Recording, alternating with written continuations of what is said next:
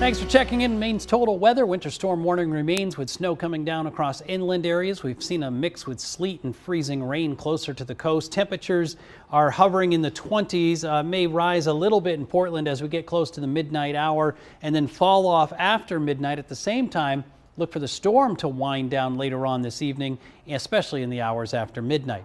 So the mix has been primarily the islands and peninsulas, and you get up toward Route 1, there have been some reports of sleet. Meanwhile, Augusta to Waterville, it's just been a pounding of snow here during the evening hours. Snowfall rates in some areas have been approaching 2 inches per hour. Storm system itself is over southern New England, continuing to race off to the north and east. On the backside of it, we're getting into the clearing. That clearing plays a role in our forecast for tomorrow.